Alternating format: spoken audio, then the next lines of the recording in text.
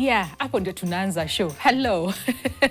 It is so good to see you right here on Your World. Yes, we have started late, but we apologize, but we also had to give way for the summit that is ongoing as far as Africa Forward is concerned. And of course, we had to give way for the president, and the delegates together with presidents from other countries, including the French Republic and, the president of Burundi, as well as the president of the AU and the Secretary General of the UN to just give their speeches. And of course, we'll go back there. But for now, it is Relationship Tuesday. So it's so good to see you right here on Your World. My name is Winnie Lubembe. And yes, just as you have seen from the screen, the conversation today, it's not, I'm leaving this person because they're toxic.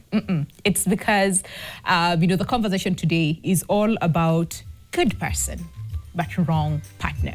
And I was actually struggling with this. I was thinking about it. I'm like, is it possible for someone to be good, but then to be the wrong partner for you? Because it's the same person. It's not like two different people where...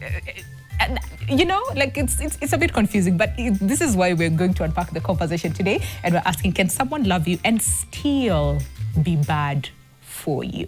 If you have experience that, would also want to hear from you at NTV Kenya across all borders, how you can reach us, or better yet, use our WhatsApp number and share your story with us. Tell us, have you ever encountered a good person, but they were the wrong partner for you, and how did that go? But even as you think about that, we also have a question for you this morning.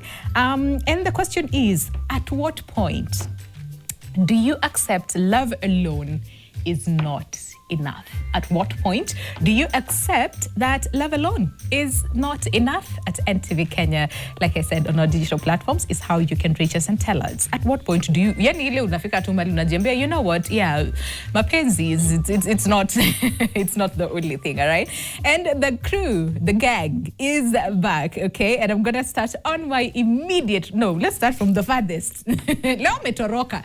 Last time you were here close to me, Leo metoroka, I don't know why.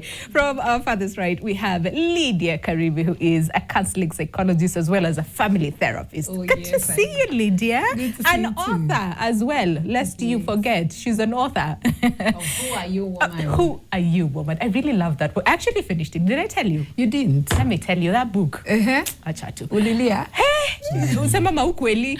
Mauile unaziangalia anyway. Haya, next to Lydia, we have Bishop Grace Mudhoni Dalizu. It is so good to see you, Bishop. Feels like I've not seen you in forever. I feel the same. I think it's because you went somewhere and then you came back. I went to say hello to mommy, mommy and family and everybody else. It's healthy. Right? It's very important. And then next to Bishop, we have MC Mose in the beginning. You know what? Your name sounds like you're supposed to be a DJ. I am. See, MC DJ, right? Yeah, I am. MC DJ Mose. I am. From today henceforth, ni MC DJ Mose. Karibuni sana to the conversation this morning. Now, and I think we touched a little bit about this conversation kidogo, where it's the good person, wrong partner. And how is that even possible? Lydia, maybe to answer now from a psychologist's perspective, is because it's me as Winnie. I can be a good person and a wrong partner to someone. Like, how is that possible? Can we just unpack that for a second? Wow. Thank you so much, Winnie, for that question. And I love the fact that with this show, we get to unpack very deep matters regarding love that probably are not discussed out there. Yeah. So yes, is it possible to have a good person or to be a good person, but a wrong partner for someone else? Yeah. Yes. So in psychology, we say that every person is a good person. Okay. Every person has ability to be, has potential to change and to become anything they want to become. Yeah. So you men are good from a psychological perspective, but there are things that change their goodness. Okay. The experiences they experience over time, the maybe the interactions and change of mindset. That is what really makes someone behave in a way that does not align probably with the others. So you can be a good person. You have a good character, you're a faithful person, you're a calm person, well put together. But when now you have you get a certain partner, you don't align. Okay. So good person and a good person and a good person can misalign in terms of values. Okay. in terms of beliefs, in terms of compatibility, maybe intimacy compatibility issues. It can be emotional incompatibility, you know. So there are so many factors with which you might realize, yes, you have the good person, but they are not good enough for you. Now think about things. I keep talking a lot about attachments, because our attachments are formed at the point of birth, and as we are growing up, our experiences determine how we attach. So someone who loves a lot of connection and a lot of presence, a lot of affirmation and affection, then now find someone who really loves their distance and loves their, their space. Put these two people together. You find them now running after one another. It becomes like a cycle whereby the person who wants a deep intimacy is trying to reach out to the person that is actually running away, who feels, hey, apana, please nipatie ka distance. So you see, this is a good person and this is a good person. But when it comes to emotional patterns, one wants their space, the other one wants connection. So what do we do in such kind of a case? Not unless the two of them find healing, so that both of them are securely attached. That's when now we call them compatible. Okay? Think about someone who is spiritual in a type of way. Okay? There is someone who believes, in prayer, going to church, and doing all these spiritual practices. And then there is this good person who loves who loves very simplistic spirituality. Now, when you are speaking in tongues, demon chasing, and going to heaven by faith, you see there is incompatibility there. So good people, but wrong for partners, wrong for each other. Oh dear. Bishop, is this one of the most difficult relationships to walk away from? Because this is a good person. And you see how sometimes we get into a relationship and we're saying we're not looking for someone who's perfect. We're looking for someone who's good for me. And this person is good, but it's not good for you. And then you think, tunaweza change kidogo hivi kidogo tutengeneze compatibility. Thank you, Winnie. That is the reality of life. Because I quite remember when I was a young girl, I met so many people that were good. You can tell this person is good, the way they speak, they are kind, the way they dress, they are well put together. But deep within you feel you can't go far with this person. There's nowhere you're going with this person because that alignment has refused. There is also the values that you have. And as much as this person is good, sometimes you realize from the way they are communicating, you can't go far with them because there's what you believe in. And a good example is this. I met, in my early stages of life, I met people of a different faith. A different faith, and we came from a different faith. I may not have been very strong on that, but I knew right from the start, the way I was brought up, I was not supposed to get into a relationship with them. But when you look at them, they look good. Their hair is very curly. They are smelling good. When you go out, they dance very well. They look good. They look good. You can imagine if the relationship was to go further, the children and what have you. But right inside, you knew this is a good person, but a wrong partner. Based on the information you are given. You are in this religion, and therefore you cannot be permitted to tie knot or be in relationship with this other person. So what I want to say, that happens a lot when people come for counseling. They come with a person and they say, oh, Bishop, you don't understand. This person is so kind. I've never met a person that is so kind like this. The first thing I ask, are they believers? No, they are not believers. So the first thing, you cannot be yoked with an unbeliever. Secondly, are you of the same religion? It's not discrimination, but what does our faith say?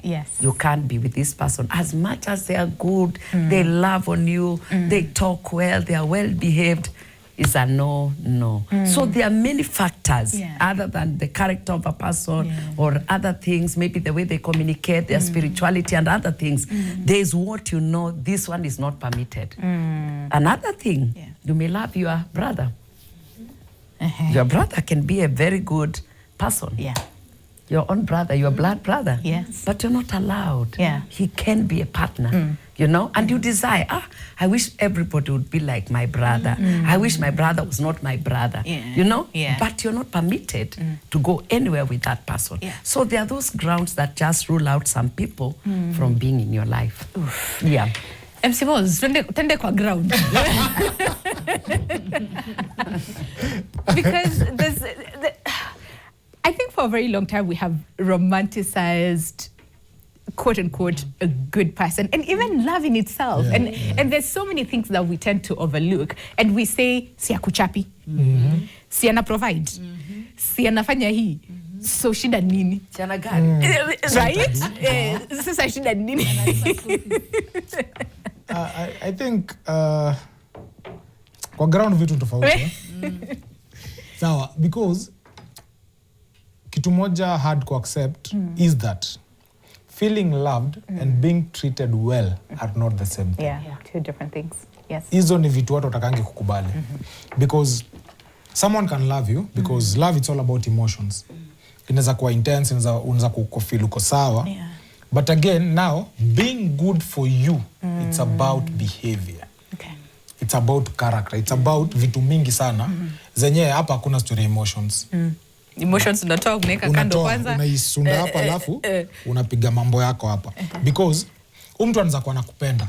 Na by the way unajua anakupenda na una feel mse anakupenda. But tabia zake si consistent, unajua. Ni mtu atakwambia kitu leo and then hatafanya. Ni mtu solve issues, unaget. Na hizi ni vitu, if you're not careful, zinakam kuku drain wewe. Okay. So the question inafaa kukua, not do they love me, inafaa kukua, with them, do I feel peace? Do I feel respected? Unaona? Do I feel nasikika kwa hii relationship? Because wenye tu tumetumia example ya, na hiyo unikatia sana, Juma Ankondo anapenda kuuliza watu hivi. Unalipiwa rent? Watoto wamelipiwa fee? Si uko na gari? Shida ni nini? Wewe ndio shida. Most of the time actually that's what we're told. Wewe ndio shida. And that's a blackmail because they are making you be comfortable with something that is hurting you. Yes. Labda mtu anakurudingi kwa nyumba saa 7 usiku na kirudi ni kelele, matusi, vitu zote. And then asubuhi atakwambia baby pole nini 10,000 umetandikwa nayo hapo. You get. But the truth is, as much as this person loves you, their behavior is killing you slowly. And you realize with time, unaanza kupata you're not living your life. Now you've become someone else. Mwenye hata your kids will start fearing you. Ama the society will start noticing, Winnie anapendwa, kuna kila kitu, but siku hizi amejiachilia. Na wewe how notice umejiachilia. So love alone is not enough. It's not enough. Yes.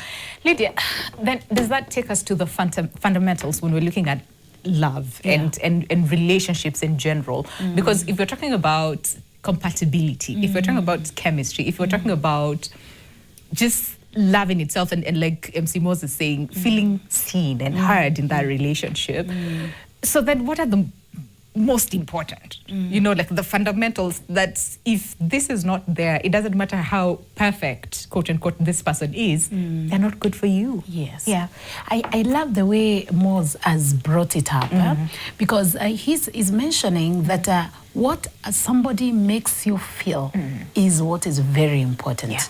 There's someone who is going to do things for you, akununulie gifts and everything else, but in real sense, it doesn't make you feel at home, doesn't make you feel safe.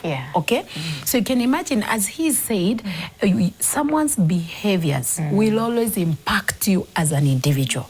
Okay? If someone's behavior is ni mtu evasive, they don't want to deal with a conflict, or it's someone who withdraws. Whenever there's a conflict and you want to have conversations and maybe repair the relationship, then anataka a keep off. Then what that does is it leaves you feeling unseen. It leaves you feeling ignored. It leaves you feeling like disrespected or stuff like that. And so what is fundamental for any relationship is what does this person make me feel? What kind of an emotional atmosphere does this person live in my life? Okay? There are people who are married to very good people, but in the relationship they are lonely. Yes. Have we heard about that? Yes. And there are Yes. so many marriages whereby we have people that are lonely. There are people who have been married, but they're depressed.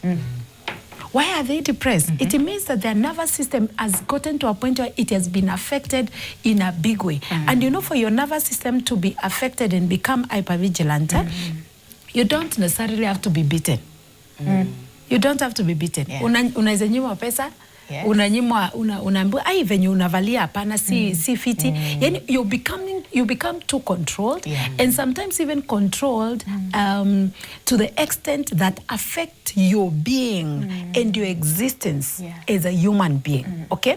So somebody that does not appreciate your being, your existence as a person, I am telling you, no matter how good, no matter how many gifts they give you, that person is not good for you. Because your existence is not the success of your existence is not determined by the name that you're married and you're in a relationship. It is dependent on how happy and fulfilled you are as a person. So are you fulfilled? You asked me a very good question, that when someone is making a decision to get into a relationship, what are the fundamentals? What should we look out for?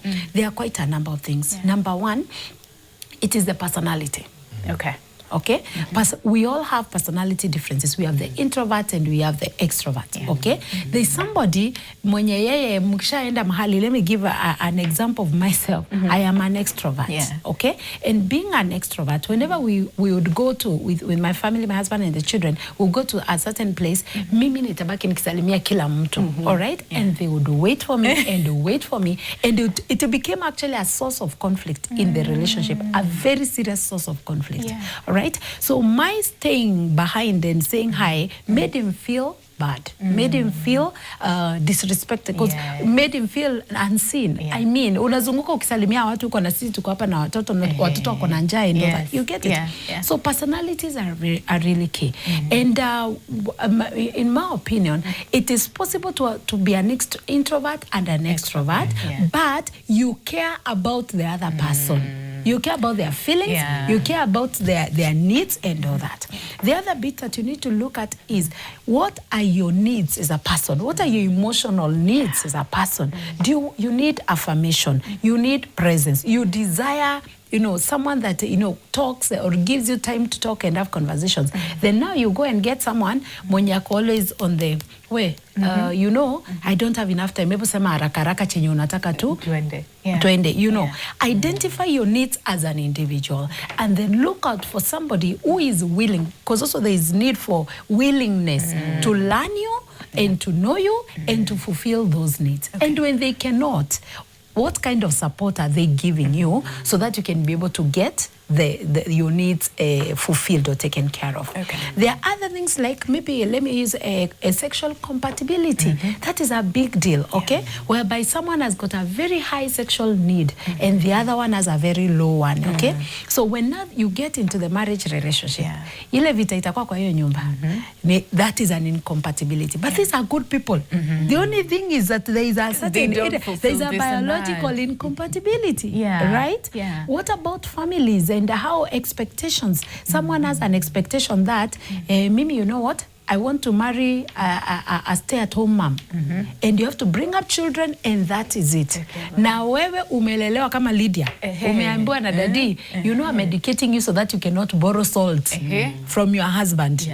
So Lydia comes with all the energy, I need to work and the drive. Exactly, Now you have someone who wants a stay-at-home mom. Tell me how that compatibility looks like. Even if you decide to erase yourself for some time, I can tell you, something that is deep inside will still show up in the relationship. So you will only erase yourself for a period of time and then kucha zitatokelezea at some point, okay? And so that is what really affects many relationships. You find a lot of conflict and you hear out here, what exactly happened to this couple? These people are very good people. They were perfect. Yes. They did, they smiled out here. But what is this? See infidelity inawasumbua. See dishonesty inawasumbua. Lakini kuna mali penye hawapatani. Other things that we need to look at is the vision. What is your vision? Okay? Someone wants, maybe my plan is to do business. Someone else is, I want to get in career. I want to grow in the career ladder.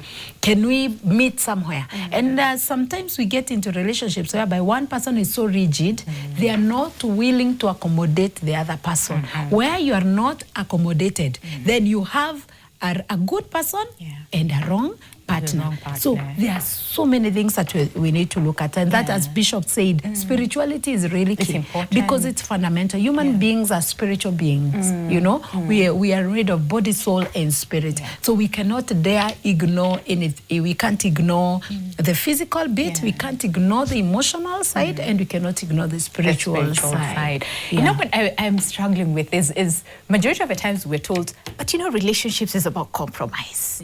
You know, so and then we're told there's no one who's perfect.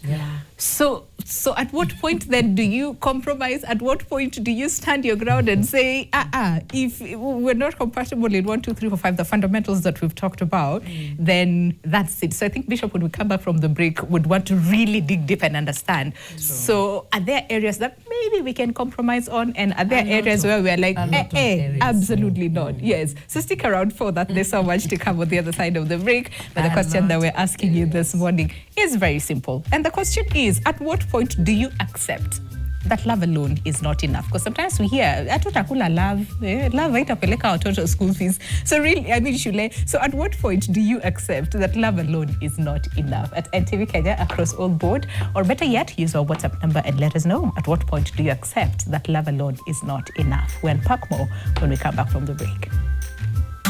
I think the funniest thing about men is that when you leave them alone, they always think it's because you found another man, when really it's because I got tired of you, honey. I got sick of you. I don't like you. I got fed up with you. I'm done with you. What a lot of you men don't realize is we don't leave you for another man. We leave you for ourselves. We are a better choice for us than you. And I'm not really surprised that y'all don't understand that. You don't understand it because when y'all leave a woman, it's for another woman. You don't leave a woman to work on yourself and go to therapy or go to the gym or whatever you have to do to heal. No, it's always another woman. It's always another woman in your inbox. Always another woman on the sidelines. Always another woman that you are putting on layaway. And so you think that we are doing the same thing. No. Y'all are insufferable, exhausting to deal with. Why the would I leave you to deal with another one of you? Hey, DJ Moz, MC Moz, hi. No, we are hard. I'm like, hey. Kwa sababu, okay, so already, asha judge ipak yote. That if a man leaves a woman, it's because there is another woman. That's a lie. Yeah. Sometimes, or most of the time, unapatangata wanaume wengi, kuna hizi mnazitanga meme ama memes. I really love one that niliona.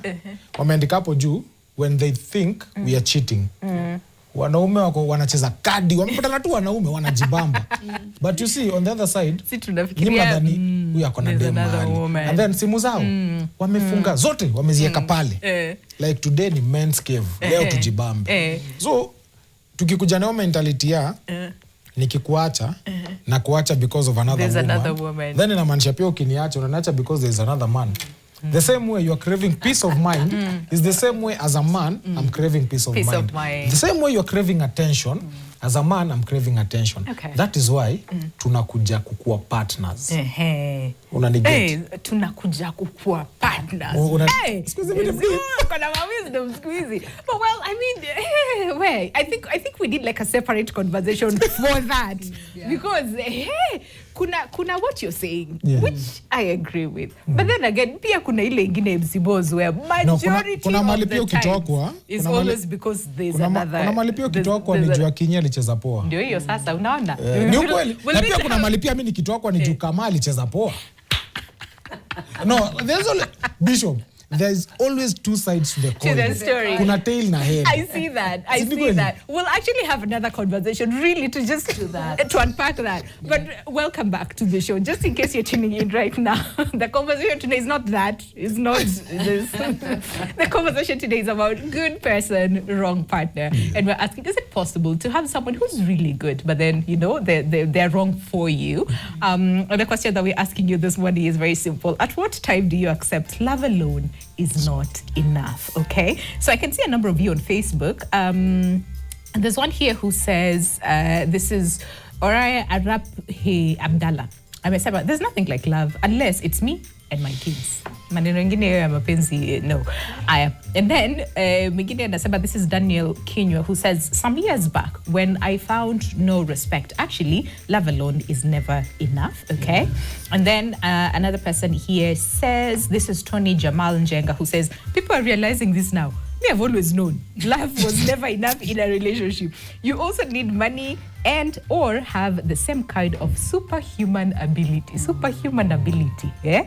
Higher. And then Mahenia Jr., still on Facebook, says not being respected and not having a voice in the relationship. And then Joy Love anasema, love alone is not enough, whether in marriage or a relationship. Okay, so keep sending them even on our WhatsApp number. But Bishop, before we went on a break, and there are some things that we can compromise on. See, he's a good person, you know. So, are there things that we can compromise on, and are there things where we're like, absolutely no, this marriage will not thrive because these two people are not good for each other? But there was something that you were saying during the break. Sisi wote, we are wrong for our partners. Thank you, Winnie. Yeah. Thank you, Winnie. Yeah. I want to say, before you get into a relationship, Yeah. you have to be aware of who you are. Okay. Self-awareness is very important. Yes. And the moment you're aware of who you are, you realize that you are going into a relationship with so much imperfection. That's true. You are not taking perfection into a relationship. And many a times you wonder, will he take me the way I am? Because you're not perfect. Yes. You are aware of that. And then now when you get into that relationship, you begin also to see the weaknesses in the other person. Yeah. What is important is for you to see whether, or to measure, for lack of a better word, whether you can be able to accommodate what you're saying, the strengths and the weaknesses. Yeah. Because sometimes somebody, what we call bad may be the strength of the person. Yes. Like, for example, if you're a woman and you're very strong, you're very vocal, the way she said, extroverted, and you come out strong. Some men don't like that, and they consider that very wrong partner. Yeah. You may be a good person, but you're the wrong partner because you want somebody who can manipulate, control, or maybe somebody feels a woman should not be this way. So what we want to say, Winnie, is many times the kind of relationships I've seen, I've been privileged to talk to so many couples. Yeah. You find that the one that is so quiet is overly quiet. That the other person complains and says, the problem with her, she doesn't say what she's going through. The other one says, this man is so quiet, we don't joke. Although he can be a good father, can be a good husband, he looks forthright, he's also focused, the vision is clear, but there are those things that are not there. So from what I've come to realize is many times you'll never find the right partner. Okay. There The is right, a not good perfect. person. Yes. Yes, there is a good person, but never a right partner. You'll never find a right partner. It's up to you to see how far you can go with that person in terms of sacrifice. Yes. How much can I sacrifice for this person, for what I've seen? You tick the boxes. There are those boxes we tick. It's important, He's yeah. calm, he's focused, he seems a man of his word, or a woman that is faithful, submissive. So there is that ticking of the boxes that we do. And you realize that you'll never tick all the boxes. That's true. And many times the boxes you tick in this person, maybe what you love about them is the way they talk and the kindness. And you say, oh, the rest. Yeah. And then there's something I want to bring out very strongly. Women learn to love.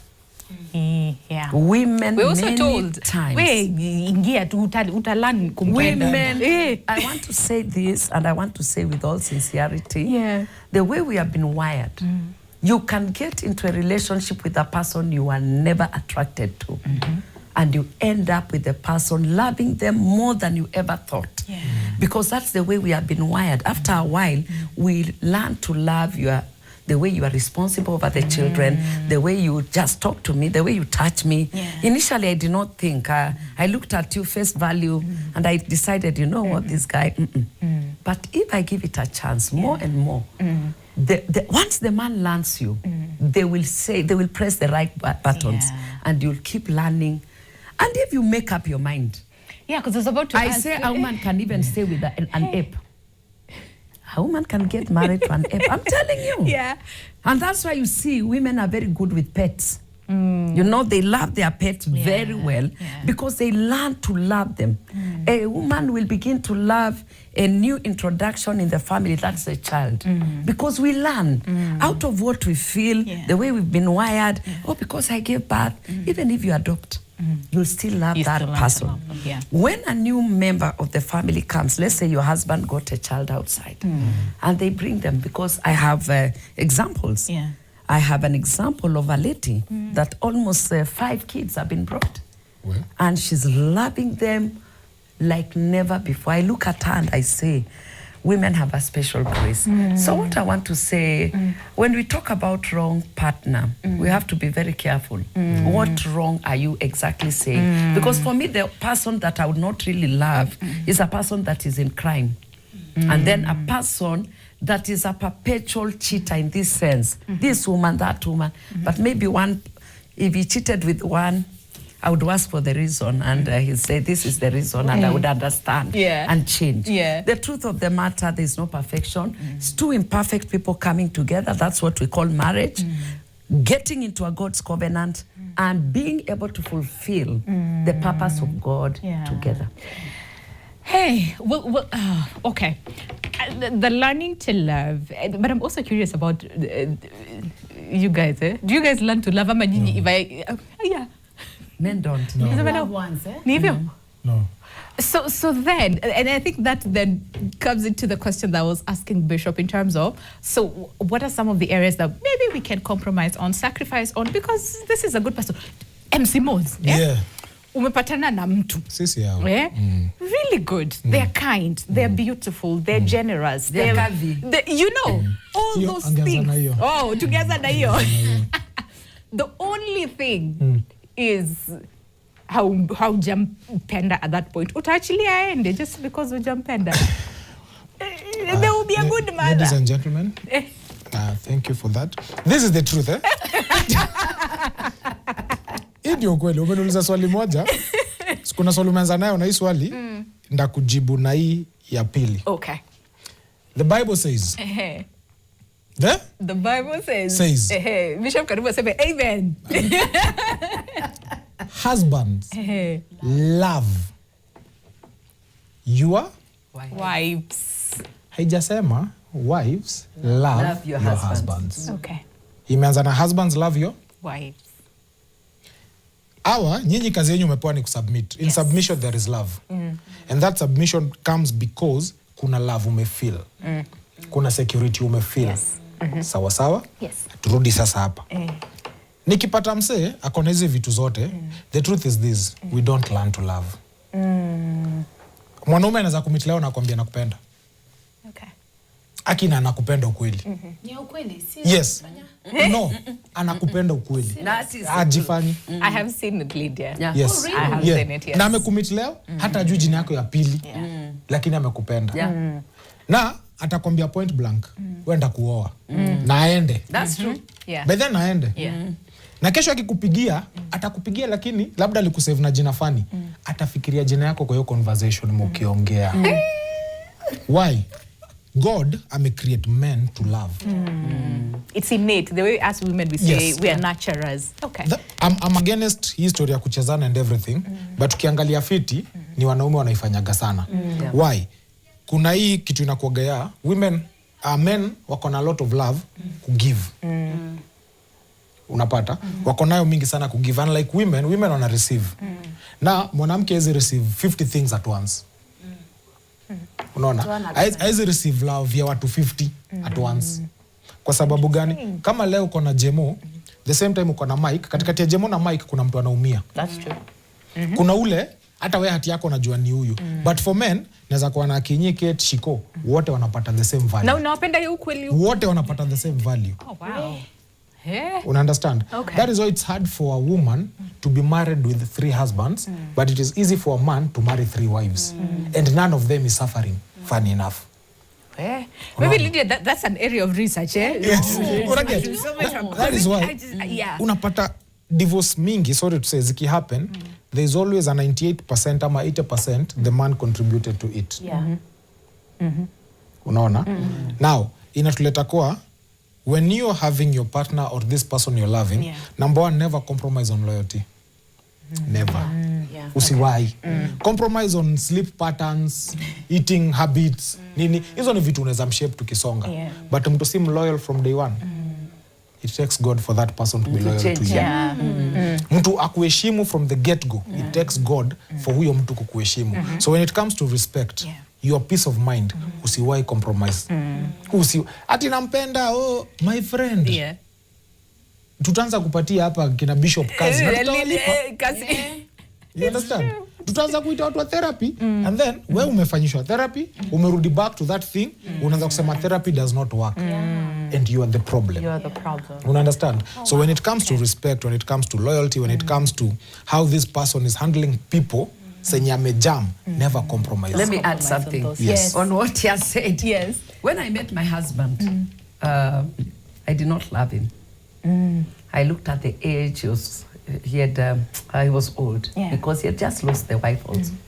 But when he saw me, there are 2 words he said: "You are my wife. I will marry you." Oh wow. He did not say I love you. He doesn't say I love you. He writes in a card. And he told me, I will marry you. And I thought it is, you know, the way you meet somebody. You're like, and from there, the follow-up and everything. So what DJ is very true. I've also talked to my brothers sometimes, and what I think about somebody, I say, oh, this girl is like this. Say, Simpendi. And I can't force it. But they are talking. And they will do everything else. Lakini nakwambia, I don't love this one. So it is you have to be very particular about a man. The only thing I don't like about them, you can't love 20 women the same way. You're struggling with that. It is not good. Ati nani equal. That's what nimesema. That's what nimesema. Mimi na disagree na hiyo. Okay. Because even you as a man, at some point itakudrain. Itakudrain. Because Winnie amepiga, Bishop amepiga, Lydia amepiga. Wewe mtu mmoja huyu. Sisi tunataka all the attention and we have different needs. Yes, ukinotice hawa watu wako na watu wengi, angalia tu life pattern yao. They don't grow. They don't grow. Na kama ni mtu alikuwa amemake it kwa life, ataanza kurudi chini ama atakuwa kwa straight line. Move. You can't move. Move. Kwa sababu remember, kwa relationships, energies ziko. So umevuta negative energy ya watu 5. You as a single person. So itakudrain sana. And then probably uko na main chick kama main wife kwa nyumba. Now you want to take this 5 to her. Plus others that they have. Sawa? Na kuna zile labda ajui. Ama sisi hatujui. Sisi tunajua hizi 5. You get. So unapata hii relationship iko sawa, yes. But there's a way God has created women. They can always tell when something is not okay. That's true. Unapata. So yeye ataanza kukuwa na mental torture, ataanza kusumbuka, ataanza kuwa depressed for something you are causing unknowingly. That hii kitu unafanya na muaffect. Na ajui. But they ajui. But you ladies, nyinyi wa special, you can always tell. That's what Biblia inasema, tuishi na nyinyi na understanding. We're special. Kuna swali kwako. Question to Mose. Tena une nani? When does he think a woman checks out of a relationship? Because unlike men, we just don't wake up and leave. The time mwanamke ametoka, kama mwanamke wako or your girlfriend anashindaga amekwambia babe spend here, babe spend here, the day they don't tell you, she's out. Kuna shida. When she stops talking, She's out. yes. So Trust you me. She's out. Kama amekwambia spendangi kurudio saa 7 usiku. Spendangi kurudio saa 7 usiku. Babe spendagi, babe spendagi. And then akachukua initiative ya probably talking to your friend to talk to you. Yeah. By this kutarudi saa 8 na kupakulia na ukule vizuri. Na sikuulize swali. alienda. Ali left. Kitambo. Because women are created to nurture people. Unlike men. So when she's telling you I don't love this, it's because anatrai kunacha something yenye itawasaidia nyinyi wote. So the moment amefeel namwagilia hii mimea maji na haikui, what happens? Tutaikata. Unanipata? Huwezi kuwa na miti 1 million kwa shamba yako na zinanga faida. Hata ziwezi choma makaa, juu kuna mti haziwezi choma makaa. You understand? So the moment the lady stops acting like they care, alitoka huko kitambo sana. Unamwambia kitu anakwambia ni sawa tu. Babe nenda out ni sawa tu. Sijui bado ndarudi tu kwa utu tu skits tu ona. Ati umekuja umwambia wife yako ama manzi yako, babe nataka kwenda game na maboys. Kwambia ni sawa na anaendelea kufanya kitu anafanya. Ushiona mwanaume akitoka kienda. Actually, yeah. No. Why? Unarudi bedroom unajiuliza nimekosea wapi? Jana nilirudi 9. Okay, aliniambia 10 sipitange, hapo niko sawa. Simu yangu ijapigwa leo. Lakini hata kama ilipigwa nilisafisha. You get? Unaanza kuthink zile guilt wewe ndo unafanya zenye yeye ana idea. Na yeye labda tu ako that time ako tu like like it's okay, you go. Na but then genuinely anakuambia go. Genuinely. Juu labda pia anataka kulala na ukikaa hapo utamsumbua. But unaona mwanaume anarudilia. But sikutasema babe nataka kuenda. Unaenda na nani? Sijui unajua utaenda. Utatoka na uende. So the moment your woman stops asking questions, they act like they don't care. Everything for you it's okay. Ni sawa, enda, fanya. Emotionally, and women don't live physically, they live emotionally. So by the time your woman leaves you physically, they left you 5 years ago. Emotionally. You know what? And maybe that is where we need to understand then the differences. Even when we're talking about good person, wrong partner, even understanding the difference between men and women and how probably we approach that good person, wrong partner. Because sometimes even for women we've had, sisi wenyewe tunasema, but he's a good father to my children. He's a wrong partner, and we know they're wrong for us. But see, they are good to my kids. He's good to my family. He's good to this, he's good to that. So again, I think still the same question in terms of drawing the line and saying, fine, you're good, but no. Do we maybe like pronounce our boundaries out loud to print kwa t-shirt, or how do we do that so that we don't find ourselves compromising so much just because we want to accommodate this person because quote unquote, but they are good. They are good for the children. They provide. They do all those things. Wow. Yeah. I love that. You know, I'm of the school of thoughts that incompatibility, from of course our psychological perspective and therapeutic perspective, is real and it will always happen, whether we want it or not. There's no point whereby you're going to have 100% compatibility in any relationship. And also, Lydia, sorry, can we then differentiate between compatibility and chemistry?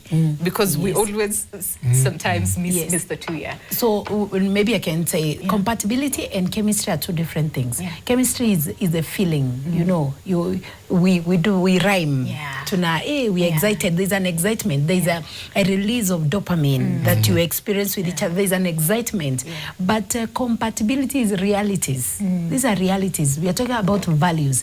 We are talking about systems. We're talking about structures in the relationship, when I talk about stages, I love talking about the stages of when you're dating. And the first stage, whereby we're looking at attraction, that excitement, that's the first stage. But at the second stage, where we are now exploring whether we are good at for each other, this is where now we are looking at the systems and the structures. Can we really work together? Do we have visions that actually can work together? With our language, whenever we speak, whenever we are communicating, are we able to hear each other, and are we able to interpret right?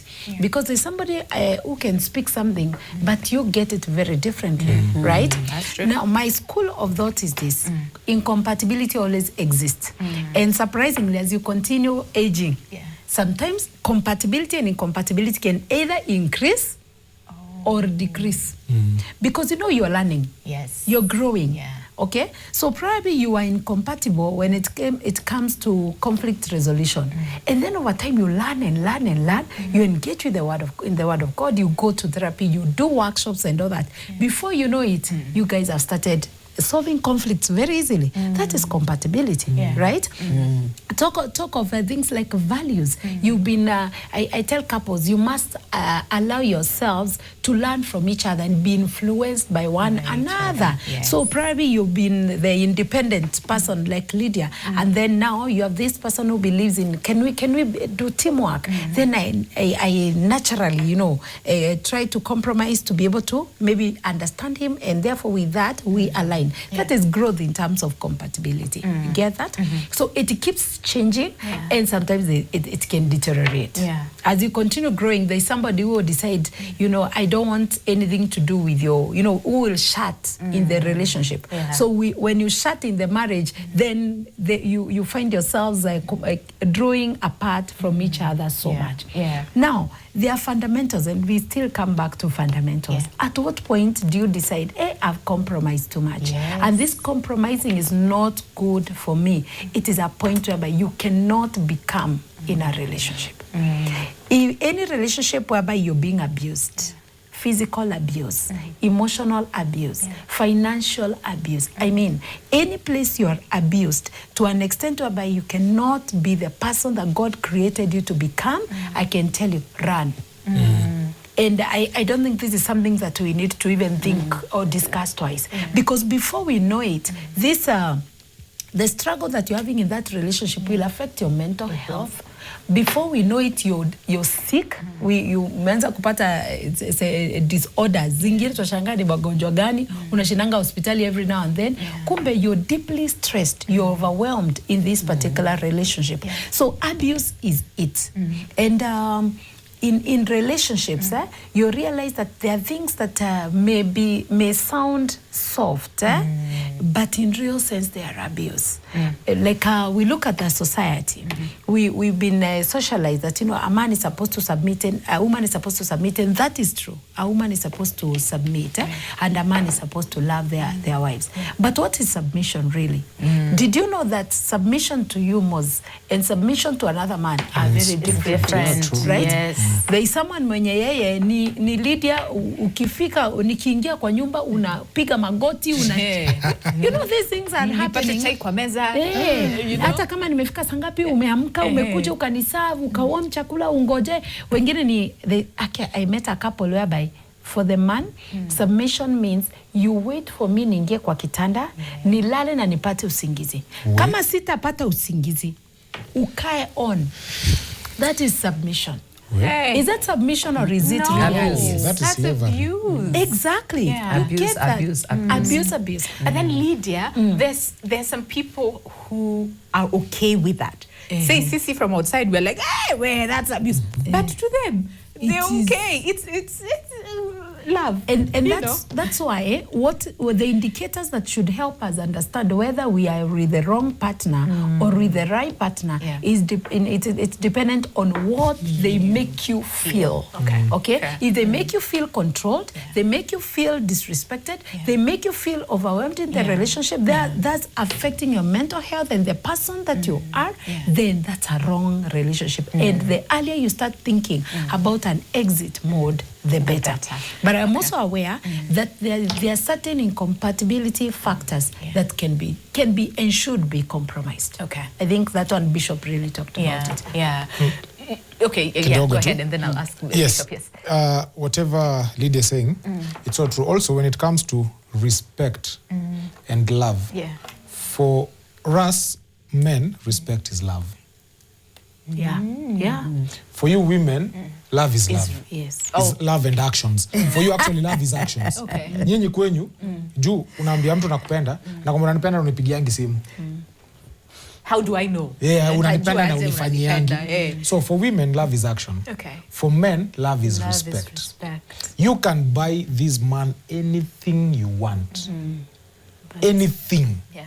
One day they'll start and tell you, you don't love me. Yeah. Because You don't respect. Kwa nini? You don't respect me. Interesting. You understand? Yeah. So men are not moved by I love you, I love you, I love you. Men are moved by na feel huyu mwanamke anani respect. Na respect ya kwanza ya wanaume ni attachment. Twende break alafu tukuje to unpack that, because now I'm thinking attachment styles, is it how, like, let's take a break and then unpack and come back and unpack. MC Moz, not that tunasema tukuite DJ Moz, MC Moz, but also Bishop, something else that I'd want us to, because based on what Lydia said, that sometimes there are some different aspects of compatibilities that grow over time. So then do you feel there are instances where we give up too soon just because this person is not, and then we end up missing out on a good person and a good partner just because we were too quick to say, hey, you're a good person, but you're not a good partner to me. So yeah, so when we come back, I'd also want to hear from you based on that. But also, like we said, if you have ever been with a good person but a wrong partner, let us know. Share with us on our WhatsApp number, but also on the question of the day, and that is, at what point do you accept that love alone is not enough? There's so much of your feedback. When we come back from the break, we'll also go through it. So stay with us. Never take a good person for granted. They stay, they care, they keep showing up for you, but because they don't leave easily, you start to take them for granted. Until one day, they choose themselves, and you're left missing what you didn't value. So appreciate them while you still have them. Okay, never take a good person for granted. But Sister Bishop, to what level? To what level? Bishop, think about it for a second. Watch out to somebody one or two feedback or comments and on our Facebook page, and then we'll go to WhatsApp. So this is Ras Jonte on the question that we're asking you this morning. At what time do you accept that love alone is not enough? So Ras anasema, when I realized money is more important than love, that paper can give you love, friends, and respect. Ukikuwa na ching haya, and then this one anasema nini, my love akatoroka. This is ma'am, anaitwa ma'am Abujubuju on Facebook. Anasema, at the time I duplicated my love na akatoroka kutafuta his love. Okay. The time I duplicated my love and akatoroka kutafuta his love. Well, okay. Haya, and then Stephen anauliza, what is enough? Enough is relative. Right? It's very relative. And then Gracie Mashari anasema, love is only enough in a telenovela. Okay. Haya. Okay, I can't read that one. I can't remember the time. I think it was around 10 people. I think this is a totally different conversation. And then I think we read this one. We were rapa kisema, there's nothing like love unless it is me and my kids. But Bishop, your point here, do we sometimes give up too soon? Because Lydia mesema, sometimes compatibility is a take time to learn and grow. But do you feel sometimes we give up too soon? Should we give more time? I think I want to speak about something in relationship that is very paramount, and that is grace. Everyone should extend grace to the other. But again, it has to be done with discernment. Okay. Because there are people who extend grace on basis of potential. This person will become this and this person will become the other. And many times, if it's not based on reality, it will disappoint because you'll always think, oh, this person will change. That is potential. This person might just get to a point and love me more and communicate better and handle me better, stop being abusive and what have you. That is potential. Yeah. And I know when we preach on the pulpit, we say, don't go for a young lady or a young man because of what they have, but the potential they carry. So sometimes people go into a relationship with that potential thing, ringing in their mind. Yeah. But sometimes that potential never comes to be a reality. The person will change, the person will become better. Now, when we talk about how long should somebody extend the grace, I think through discernment you can tell, maybe I have some more time to give him, and I can see his, the compatibility is coming, what Lydia said, the growth is coming, we are connecting emotionally, communication is becoming better. There are things you can assess and judge and say, this is, I'll keep giving it more time. But I also want to say, there are relationships that nothing changes. Nothing changes. The person, the only thing that may change is the way he says sorry. Today, say, uniski, amesema sorry. Tomorrow, he brings flowers and what have you. If that's the change you're seeing or things that are happening in your relationship and the habits, bad habits are still there, the inconsistencies are still there, the person not keeping their word, the person being abusive, I think you're supposed to leave. You have to murife and just go and not look back. But if the potential is there, you can look at the person and say, oh my God, he's really trying. Oh, she's really trying. The next day, they have gone to another grade. They may retrogress, but you can see the effort for the person to change, become better. That person needs to be extended for grace. But again, grace without discernment is dangerous. You're extending and extending before you realize you have been drained, and before you know it, you have been killed emotionally. I'm not even saying physical because that happens too. But emotionally killed, you're not good for yourself, you're not good for the children, you're not good for the person, not anybody, then you're suffering from depression. It's time to leave. I see that. And go ahead, Lydia. I think to add to this, we're in the month of May, and May is a mental health awareness month. There's someone who asked, how much is enough? There is no quantity. It's not like a glass of water that I know this is the amount that is enough. I'd love to really caution many of us to take a very keen look and give a keen attention to what we feel and what we experience as human beings. Because if you're in a relationship whereby you're always on the edge, you're walking on eggshells, you're always anxious, you are so fearful, you are not able to make decisions, you're either crying every now and then, even to a point, even withdrawing. At some point, MC Moses said, you're no longer even taking care of yourself. You can take a shower. You're no longer sleeping. If you're in a relationship that keeps you on edge, let's not even think about it. Move as soon as possible. And the good thing is, you can notice it at the beginning when you're dating. Sometimes some people will notice it when they have just gotten into marriage. Some of them way later in marriage. But the moment you realize that as a person, you're emotionally handicapped, you're becoming overwhelmed, you're getting depressed, and your mental health is at risk, leave the relationship. Even if it means taking a break, not necessarily a breakup, take the break for your health. Find yourself one more time and make the decision either to come back to the relationship or not. There is a point I want to say. There is a lady who talked recently and said the night of her wedding, the man and the driver escorted the maids and never came back. For me, I would advise that person to break that marriage immediately. Because that is a telltale. No respect for that marriage. No, there is no covenant that is being kept, Just leave. I listened to that lady, and at the end of it all, even when she stayed, they still broke up. Yeah, of course. That person does not respect what has just happened. Okay, and I think it ties to the question that I was going to ask MC Moores. Sometimes we confuse sacrifice with suffering, right? And we're told Listen, there's no marriage that is perfect. Kuna, you know, it's like we're normalizing suffering and confusing that for sacrifice. So I think most for you, it's how do we differentiate the two, and also how you said earlier on, men are very, like straightforward. If I don't love you, sitaka hapo ni learn to love. They won't get into that relationship. So.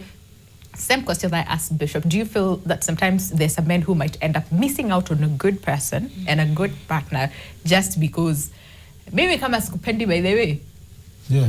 And then there was something that you said that we were to unpack Attachment. when we come back, the attachment. Yes. So those are 3 needs in one, but we'll remind you kisahau. So ya kwanza acha nianze na attachment. Yeah. When a man anakupenda, they are so attached to you. Aki. In this sense, utapata communication ni kama wewe kuna kazi unafanya. Remember the first time tukiongelea communication ni hapa tu. Ni kama hiyo ndio kazi tumeandika. Vile tunauliza you hang up. No, you hang up. Na good night tu umekula nini tu. Una get. Like hata una notice communication iko. There is, yeah. So men are always very attached to the people they love. They love, yeah. That is why if they don't love you na you are in a relationship with them, hata wewe mwenyewe utafeel anze kumwambia squeeze ya huko venye ulikuwa. Kwa sababu amepata place kitu anataka kupeana, kuna mali anapeana. That is attention and everything. Sawa. So men are so attached. When they love you, you will feel it, you will know it with every fiber in you. You won't have to question. Out of question anything. So the moment unaanza ku guess your position in their life, something is amiss. Yeah. Sawa. And then kuna tofauti ya ku sacrifice na kusafa. Now most of you, or rather most of us, tuna suffer in the name of tuna sacrifice. You get. I tell my daughter on a daily basis, hautatoka kwangu na kubayanga pizza na kupeleka mahali unakula fish, big fish nini. Uende kwa mtu, maana asubuhi ni ugali na chai. Ako na potential. Nisija kuraise na ati utafute potential. Kama kuraise ujijue. Kuna potential. Okay. Wewe tia bidii na potential, wacha mtu wangu akae. No, you won't take someone's daughter or someone's son, umpeleke mteseke na yeye in the name of potential. Na love. Unanipata? Tuonge tu reality. Sasa life imechange. Yeah. Venye Bishop aliraiziwa, venye yako saa hii, totally different. Yeah. Whatever Bishop hakuwa anajua yote makikuwa married, sasa anajua. Do you think Bishop will allow her daughter or her son to go through that? No. Kuna tofauti ya mapenzi na upuzi. Yeah. Correct. Makofi. On a serious note. Zingine ni upuzi, tunazisugarcoat na mapenzi. Una get? I hear that. Yes. Yeah. So, number 1, this person amekuleta. Kuna vitu tunaweza sacrifice. Yes. Number 1, sawa. Hatuwezi kuwa tunakula nyama daily. I'll sacrifice on that. Yeah. Una get? Naelewa pia mfuko haiko sawa. Yeah. But boss, wezi nieka njaa siku 3 in the name of tuna sacrifice? To future. Future gani? Hiyo future tunajenga kesho starts from now. That's true. How we handle now matters how that future will be. Will be handled. That's true. Yeah. Unaniget? Yeah. And then kumbuka hivi. Number 1, mtu amekuleta. There's a lifestyle kwenye umezoea. Ama wewe as a woman umezoea. Now this person tells you, now Winnie, sitaki ufanye job. Hey. No, zina happen. See, so opera It's hii. true. Yeah. Sitaki ufanye job. Reality. Mimi, I'll take care of you. Yeah. Enyewe unaangalia enyewe, mshahara mse ana get na mimi na get, tukicombine tunaweza jenga kitu. Labda yake imeshinda yako kidogo tu. Unaona? Then wewe unajiambia nimesacrifice kazi yangu. Yeah. Nikuwe mke wa nyumba. You have to beg for pesa ya kushukwa. Yes. And you used to have your own money. Yes. You have to beg, nataka kwenda kuona Bishop. Lazima ubeg pesa ya Uber. Na sadaka. Actually, to an extent, some people will even count sadaka for you. Yes. Yet, wewe Winnie, ulikuwa umezoea kujiweka in lack of a better word. Wewe unajimakia decisions. Yeah. Then you want to tell me, ume-sacrifice. Now you're suffering in the name of, nime-sacrifice for this relationship. Yeah. So there's a huge difference. Yeah. Now, sacrificing comes with peace of mind. When you sacrifice, system yako yote iko at peace. Ina find rest, ina find peace. Na hiyo ndio pia na kama again na discernment. So in everything relationship, discernment yako lazima iko juu. Then kuna kusafa. Utahangaika. Utakuwa na notice hata wewe mwenyewe hauko at peace. Now that is suffering. Unaona? So don't allow yourself to suffer in the name of sacrifice. And you will know when you're suffering. You will know. You will know. But I see now what is happening, and I think we're not bringing it out. Women are the ones suffering because the men that are coming, they are coming because it's not love that is bringing them. It's what you have. Now, once they realize you have a good job, you are steady, you know, you have a good source of income, they come with all the lovey-dovey's, which is fake. Then, once they get you, they make you now suffer because you are providing this, providing the other, and every time you want to pull out, they tell you, I will get somebody else. In fact, so and so is better. Kona job poor, you know, good income. That is a rich person. What is happening? Because that is what I've seen. Men have turned out, and I'm sorry to say this, I love men so much because I love my son so much. But what men are becoming is becoming so bad because they are not in for a relationship. Many times you look, if they are dating a girl, you'll see that that girl is stable. And is not. And that is why, that's why the love and attention is directed there. So you wonder, is this, the person is good, the girl is good, but this person is wrong. Because what is bringing them there is what you can provide. I don't know whether it's happening or I'm the one who is seeing it. It is. And most of the time. And now it's 90%. And most of the time it's so bad to an extent that the same man will even manipulate you emotionally. Unaona? Mtu atakuja kuambia unanitritivo kwa sababu sina do, ama unanitritivo kwa sababu kwetu mali natoka, ama unanitritivo kwa sababu nani alikusalimia jana. Na huyo nani yeye amejituma. Unaona? So imefika place whatever women used to do, it's now what men are doing. Now it is so bad that ilikuwa, sorry to say, ilikuwa tabia ya Gen Z ndo alikuja nayo. But sasa imekuwa mbaya sana that even wababa wazee they are doing it. They are doing it is so bad. I'm saying that because there is a lady, she works and she has a good job. And one time she told me, I have this man and he's asking for money, 100,000. Can I have your car? Can I have this? I told her, can you run? Can you run? Because he may be finding you desperate and you're the one to buy the relationship. And I want to say this, Moise. Many girls are in that position. Where is the gifts you give the man? Is the way you take him out. It is at TCG boyfriend day. I had a boyfriend day and I was just like, what is this? And what are you buying for me, boyfriend? And then their birthday. You know, I was talking to their birthday, they want you to do everything. And during yours, even a flower you not get. So what is happening? It's becoming more transactional. You've said the right word. Transactional. It is transactional. Now, unaona, this takes me back to, again, Bishop, we have lazy men. Very lazy. Tumeanza kuleta ile tabia ya beach boys. Wamekuja bara. Wamekuja bara sasa. Someone will dress so well, put on a suit, aingie pale, Grand Ridge si mtu yangu. Anunue, unajua maji ya 100 yezi mshinda. Anunue yake kwa meza. Aenda Isilia anunue hizi nini remote ya Benz. Akutandikia hapo kwa meza. Ukiingia unaona? Very ako sawa, na akona business card. Latest in town. I'm a CEO. Hata juzi ndio nimefika, you know, I was in Egypt, I went to Ghana, you know what I mean. Na ameenda, unaona kitu anakuambia anafanya? Amefanya research iko hapa. Kwa fingertips. And then anakuuliza, so what do you do? Would you mind a cup of coffee? Kwani coffee ni pesa ngapi? Sasa itamshinda. Unachukua coffee. My friend, by the time una realize uko ndani na miguu na mikono na kila kitu yako iko hapo ndani. You told me you're driving a Benz. I needed a V8, but okay, I think I can do the Benz. I need to go see someone, so can I hire yours because yangu assistant wangu amefanya imekuwa imeenda. Unaona hizo stories zote? The lies Trust me, tunapata kwa utampatia. streets. The next thing they'll come tell you, kuna deal, unajua hii Kiswahili ya kuna deal na ngoja ivane. So kama unaweza nipiga loan fulani nifanye kitu fulani, contracts. utafanya nini? But at the end of the day, they are not there for you.